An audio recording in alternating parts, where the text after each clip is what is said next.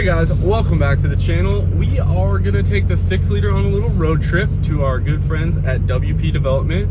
We have a valve body getting picked up, a trans core getting dropped off, and a built unit getting picked up, and a trans getting fixed. So instead of doing all the shipping, we're gonna drive out there and hang out with him for the day. So I'm not sure if this is gonna turn into a video, but we decided to take the 6-liter. Just listen to that new tip.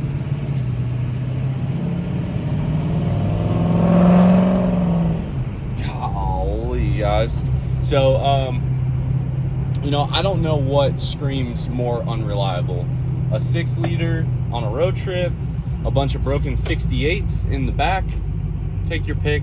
But I figured this would be a good time, just drive the truck and see how it does on a road trip, also see if there's any more issues that we have, and also figure out what kind of fuel mileage we get. Because I feel like this setup here is still very mild, and I feel like a lot of 6-liter owners could modify to this very easily, and try to give you guys what it's like driving it. You know, so far it's been nothing but a blast. We've been beating the living you-know-what out of this thing, and I've loved every second of it. Hasn't really skipped a beat. So far, I've had to add about a half gallon of oil. I'm curious if there was just, because it was so empty that we just missed it. Even when you do like a fresh Cummins build, I find most of the time they take about 13 quarts, not 12 on that first fill up. So I'm thinking that's probably where we're at. A normal person probably would have changed the engine oil, but you know, it's a roller lifter cam. I feel like we're doing okay. I did have a leaking oil cap. My fancy Balot aluminum one started leaking on me. So we did actually swap back to our stock plastic one. In doing so, I took a look at the filter. It looked fantastic, no metal in it whatsoever. And that was kind of why I decided not to change the oil. But we're gonna hit the road. If I see anything cool, we'll pick up the camera. If not, I will see you guys when we get to West Lafayette, Indiana.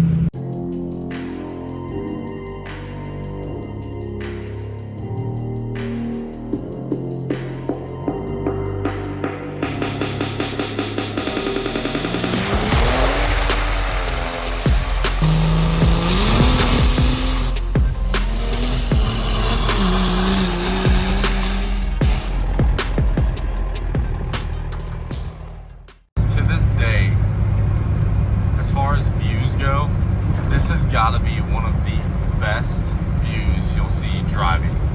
This is at the Virginia-Kentucky line, right outside of Wise. I mean, when I think of the Appalachian Mountains, right here, like just, oh my, if you catch it with the sun, storms, like it is just always breathtaking. But we're 72 miles in. No incidents to report yet. I mean, this thing's pretty much ready to do anything. Guys, we are at our first fuel stop. Hold on.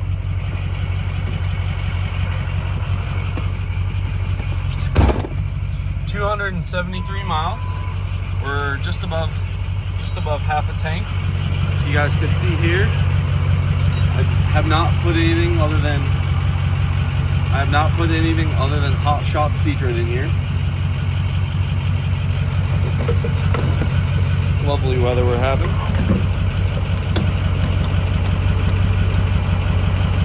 And I hope you guys trust me enough. I'll show you when it clicks off.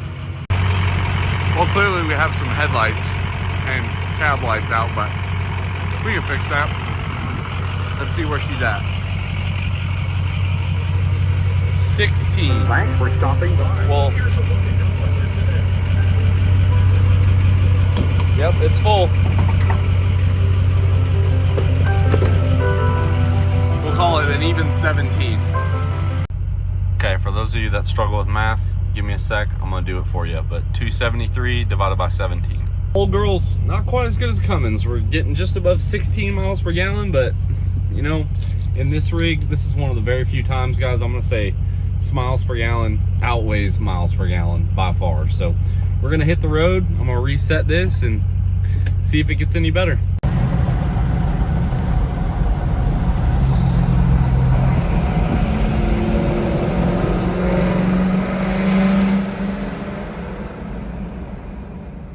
Okay guys, so obviously as you can tell, we have made it to WP Development. They are currently tearing down one of the core trannies, and then we're picking up a fresh one, and we also got a repair for a customer. We're here, we're gonna try and get you as much footage as we can. I'll do my best. These guys are trying to work and make a living and get customer orders out, so I'm gonna do my best to try and piece together something for you guys here. I am excited to learn a little bit about 68s. Everyone always calls them slush boxes, complains about them. Ethan and his team here have made a business out of fixing them, selling them, repairing them, and making them better. So let's go inside and take a look.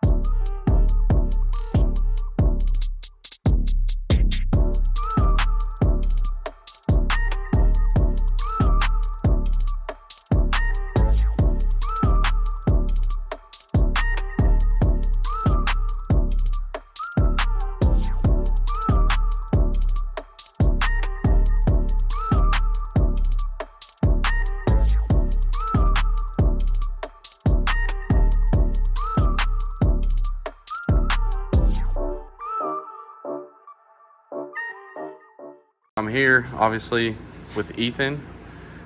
What are we looking at here, sir? 68 RFE valve body. Okay. Yep, something we do here in-house. We keep them on the shelf most of the time when they don't sell out. One thing we use is like the RevMax billet channel plate. Helps with cross leaks and flex under high pressures.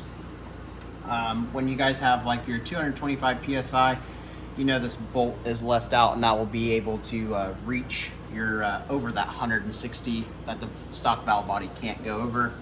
A Dyno Fresh OEM Mopar white solenoid pack for all the 07 through 18 valve bodies. This is the superior valve body pack. The gray valve body pack had a recall from the factory, so we don't even try to use those. And like, I know the first time I ever got one of those, I was like, why did they give me this used solenoid pack? Like, why is it full of fluid? Right, so Mopar actually dynos their solenoids to be for sure it works. Okay. Before they send them out. We get that question a lot. You know, hey, it looks like this valve body's used. I said, no, there's fluid on the brand new solenoid pack from Mopar. They actually double bag them so it doesn't leak out of the box. Nice. I feel like there's a couple other times you would double bag something, so it's good call there. And then what goes on the side here? So we got the new solenoid pack, the billet channel plate to fix the warpage. Yep, and then we have an SSV. We'll either use a Sonex or we will use a Transgo SSV. Okay. That SSV is the common reason for your overdrives to fail. Like that valve sits in there and wears on this aluminum, and it allows it to oversize the bore naturally because of the contaminants it picks up in the fluid. So somebody that doesn't change their fluid often, you know, say like that 30 to 40,000 mile interval, it will start picking up that micro debris and start actually just machining out your bores as that thing strokes. So that's a very common wear item. Every single valve body that leaves here gets obviously an oversized SSV, and they all get vacuum checked before they'll leave. So not a lifetime fluid in the 68. Got it. Yeah. Okay. And then what are we looking at on the side here? So on the side, these are accumulators. Accumulators in a transmission are to dampen your shift. So what will happen is like the fluid will, you know, fill up here and it's on a spring rate on the opposing side. And that's what kind of softens that clutch engagement. So imagine these things move a lot of times through its lifetime. So what we use is the Sonex accumulators. They actually have two guide rings on top and bottom, and then they move the sealing ring area out of the where the factory one would normally seal. So we're wearing on a fresh, brand new bore in that surface. Okay. I know you had the question about, you know, why don't we do the extra, you know, Sonex 3 bolts? We have never had a failure. The biggest thing was obviously the factory stiffener plate here. This is actually a Transgo, but the factory one is very thin.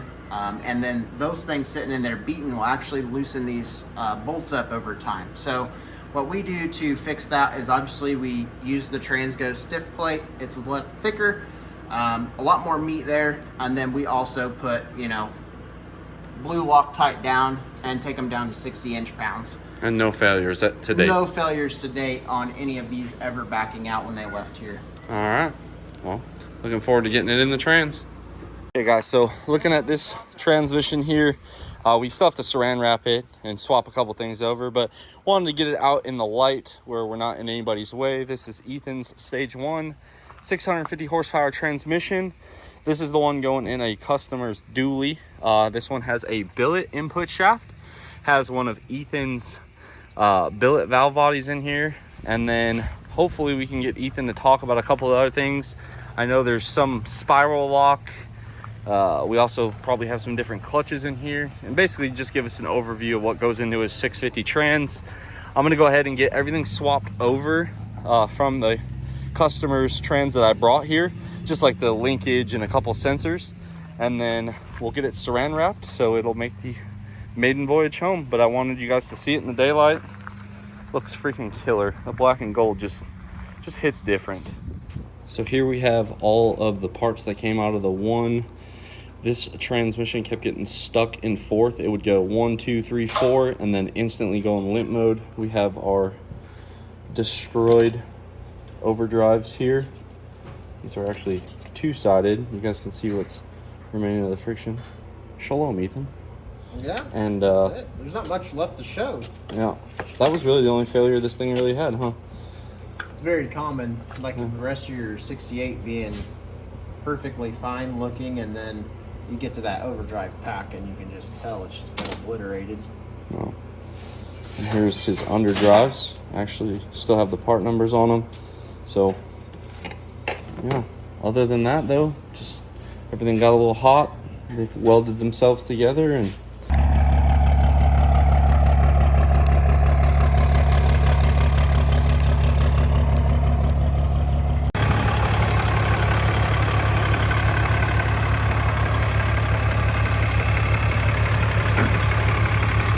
I'm here. We're going for a ride in the first full manual Val Body 68. We have an unknown specimen here driving us. PPP shifter, fresh turbo on here. We got a T6 75 96 turbine. Do you know if it's a 115 or a 132 housing? 115. So 115 housing, 6.7 engine, obviously. This thing's ready for the streets. You guys saw this at Beach Bend in 770, and they've been making improvements ever since. Definitely putting on my seatbelt though. This thing does not ride like a Cadillac. Yeah, it's rough. This thing can do auto and full manual, which is kind of cool. So if you want to party on the weekends and, you know, take it to church on Sunday, this is probably your best option.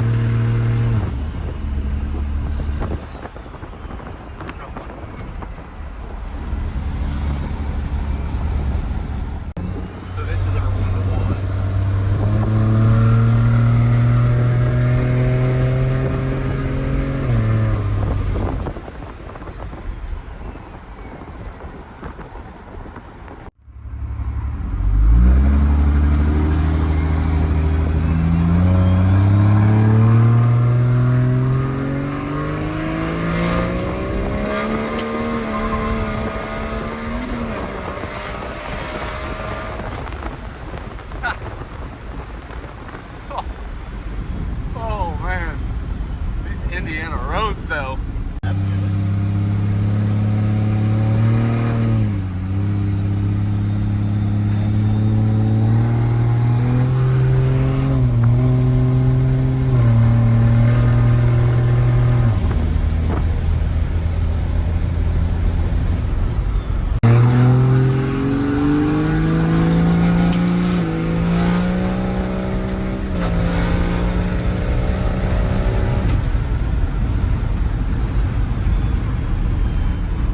All right, guys, we are gonna hit the road. I just want to give a big thank you to Ethan for letting me just be in his way all day.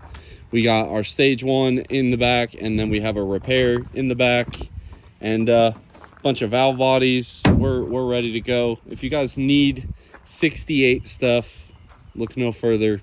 What town are we even in? I always forget. West Lafayette, Indiana. Okay, and that's just west of Lafayette, Indiana. In case you haven't picked that up, but. Yeah.